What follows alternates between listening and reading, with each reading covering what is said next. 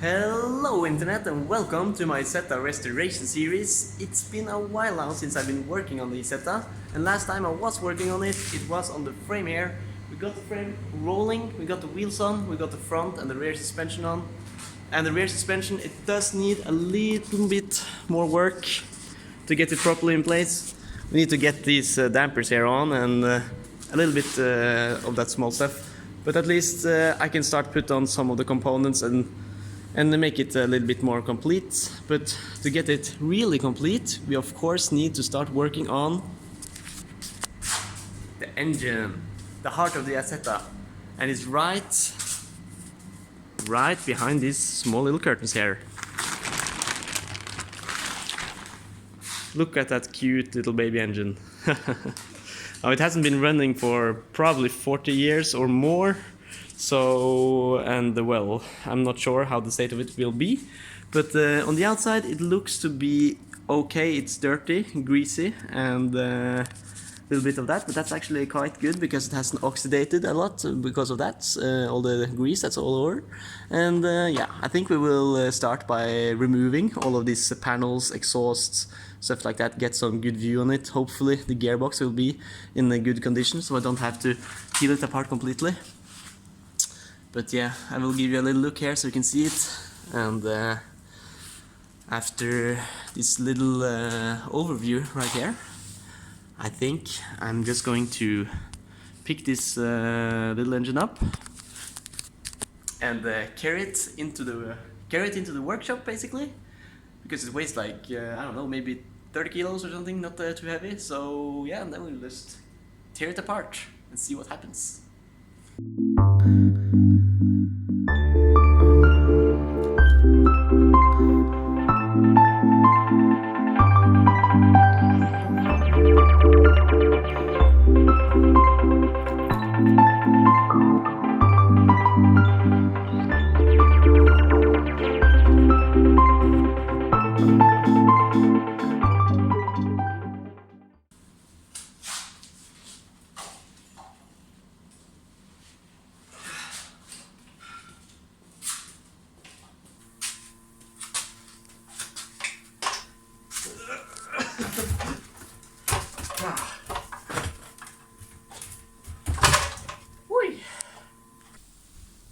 Alright, so the engine is on the bench. It was a little bit difficult to get up, but finally it's here.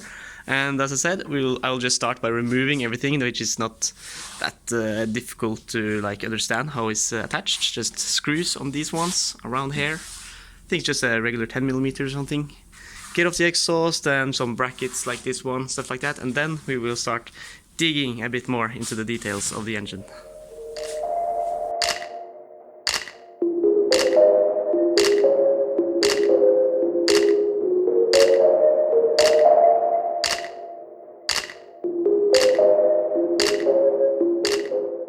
So we have the panels off now and also the exhaust, and well, this was the inside of the exhaust, so that was, I don't think that's savable. And of course the nut that was holding it in place, I was expecting it to happen, but it snapped off, of course. I will dig it out probably. And inside here, it's not looking too good, so we definitely, well yeah, it's definitely good that we didn't try to start it or anything.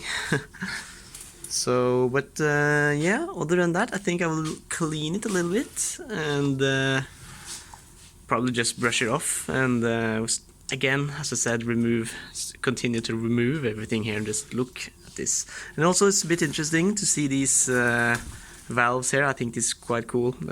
I'm not exactly sure, but I think probably the camshaft is in here, and then it's sort of working like in a V8 with a cam in the middle of the engine. So that's kind of cool looking. And the clutch is inside here somewhere. So it's definitely interesting. It's not anything like a typical modern engine, at least.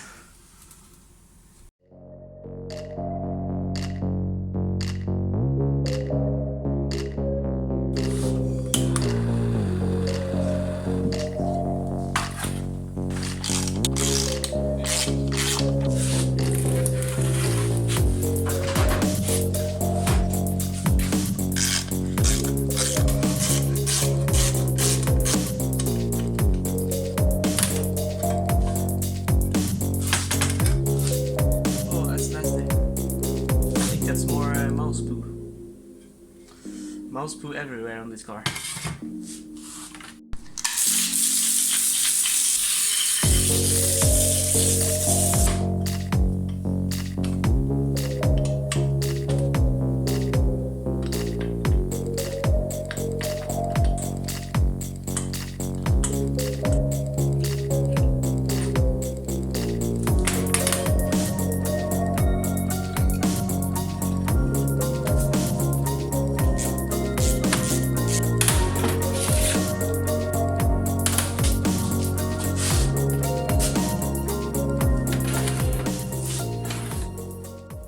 So the gearbox is separated from the engine, which is kind of nice because now it's much easier to work with. Actually, the gearbox is kind of heavy. I think it's like, it's almost at least a third of the weight, I guess.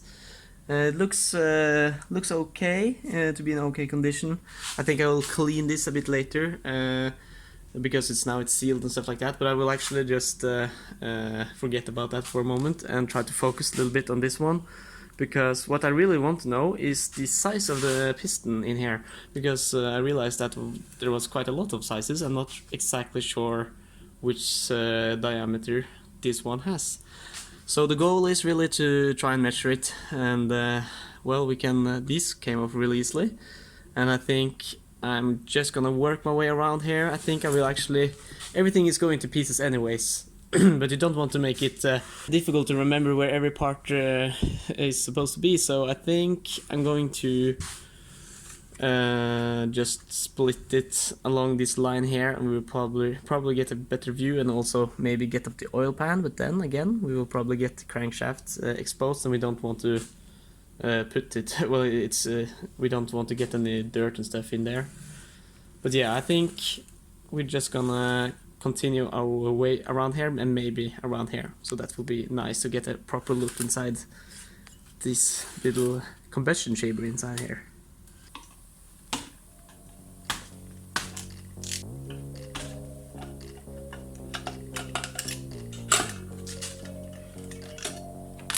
So we have a large plate here and spacer, it seems, and of course friction disc. Don't think this really didn't look like it was in very good condition, but maybe it's savable. I hope so. Well, at least now we know that the clutch is not in here. This is of course the dynamo, but I have these bolts that goes through here, and as you can see, well, it's probably supposed to be a regular bolt, hex bolt, but someone has put in this stupid screw, and well, you know what's gonna happen then. It's gonna not turn and get rounded, and that's why we're going to use this tool again, which we used on the rear suspension, and that worked kind of fine. But there is a huge risk here. I'm not going to dare to hit this tool and accidentally hit this fan here, so definitely are going to remove this one first. So after that I will try and hopefully get loosen all of these bolts and get access to the inside here.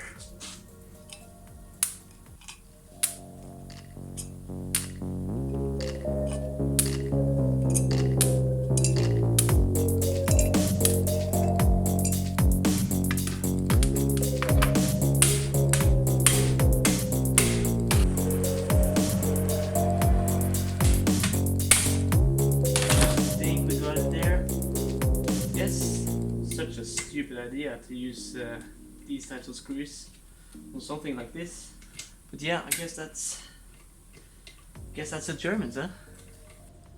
So as you can see, these are the bolts I like, at least, and these are the ones causing the trouble. So I will not use these again, at least, but yeah. Luckily it did come off quite without too much of a problem, and let's see what's under here. This does look kind of complicated, so I don't want to mess up anything. I think maybe I have to remove the top one here as well. So to get this nut off, I probably have to hold the engine or lock it in somehow, but it's at least worth a try. I don't think it will work, but okay, that's actually kind of surprising and maybe even worrying that it was that loose.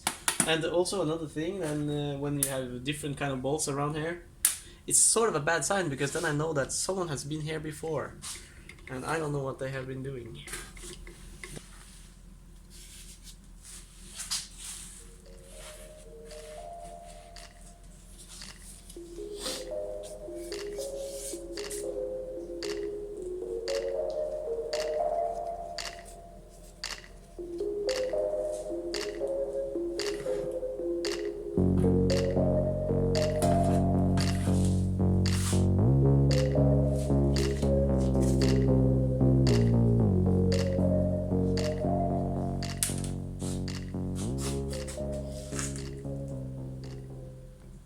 So I really want to get this off, and well, I just took this bolt almost all the way in, and I used this one, and I was very careful to use little force, and then it just popped off actually quite fast. So now I think, yeah, it's off. We can get this off, and then we can get all of this unit out.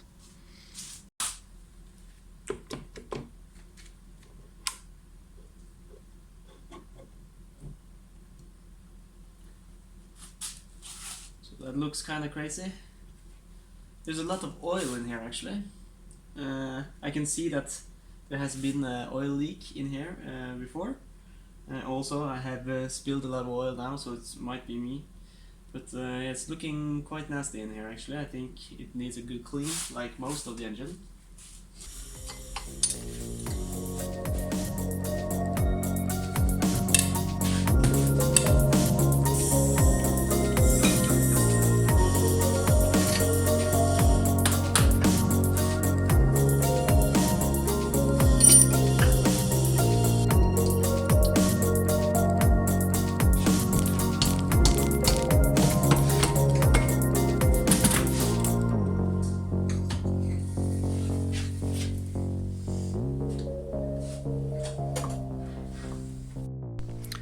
So kind of given up a little bit on this armature here, because it seems I'm not quite sure how it will sit, how it is attached, but I think maybe we have to pull this off.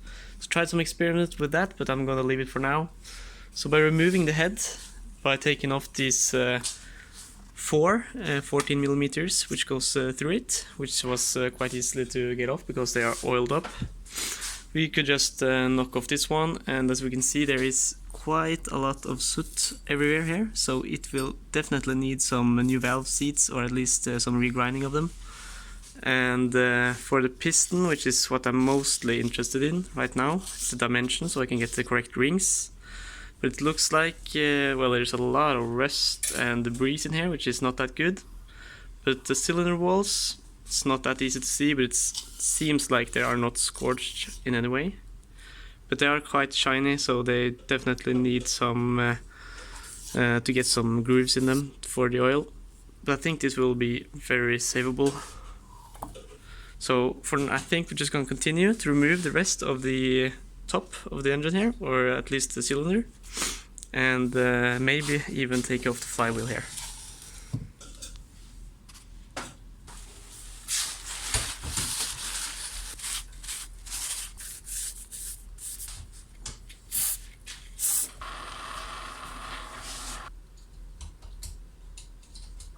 So the problem with these 4 nuts that sits around the cylinder here is that they are actually hollow on the side, so they don't take that much force, and also I can't really get this large part of the wrench around it, so I only can get the 2 tooth, and then it will just buckle in.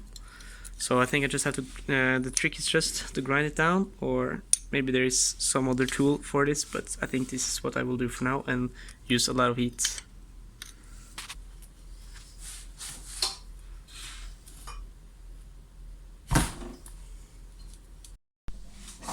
So just by grinding down a little bit of the wrench here, those nuts actually came off quite nicely, so it's actually quite loose already.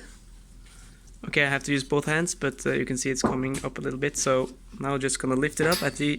There is an oil pipe coming up here, and also the guide pipes for the oh, I don't remember the name now, but for the push rods, they are also in here, and that's been leaking quite a lot. I'll just lift this unit up.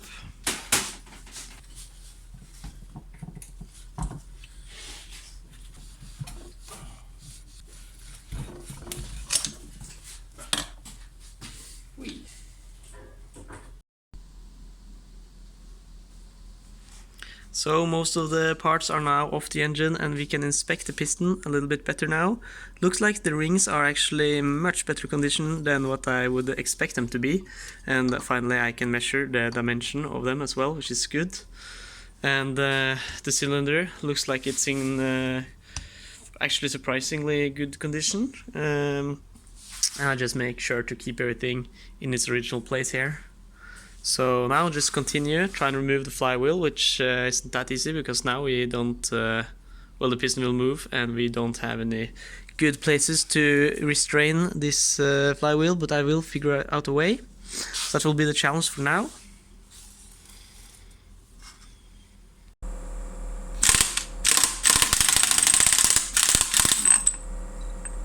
So I have to admit, I haven't really read the manual on this and it's not really obvious on how you should remove this armature right here.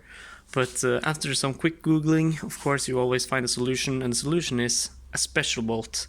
This is basically the, what can I say, the reflection or the inverse of this bolt, which is the one that holds everything together.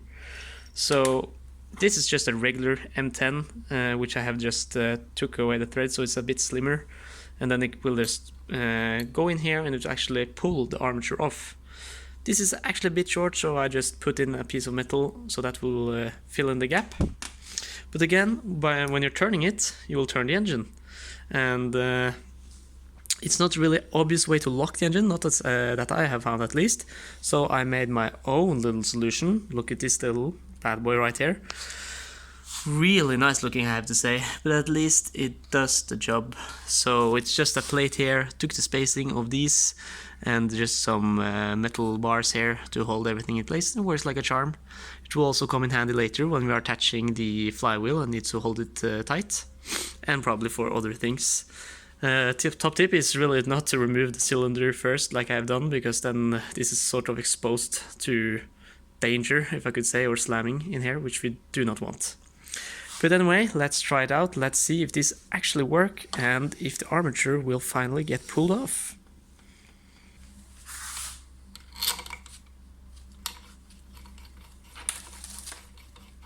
The moment of truth. Will it come out?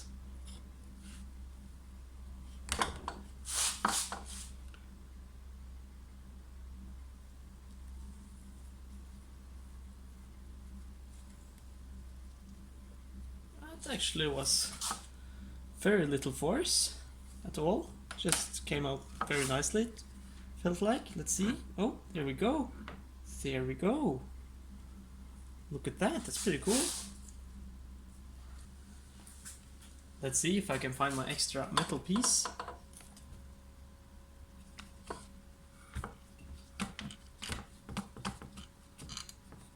There it is. And since the armature finally is out, we should be able to pull this housing off as well, which is something I tried to do at first.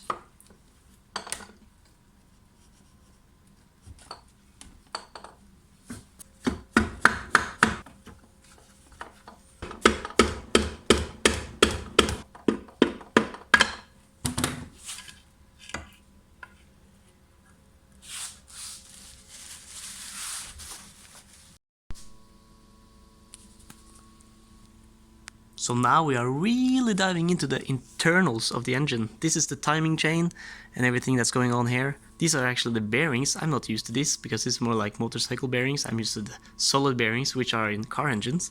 So this will be new for me. But yeah, anyway, we can see that there is a lot of oil everywhere, which you have seen before in the dyno starter.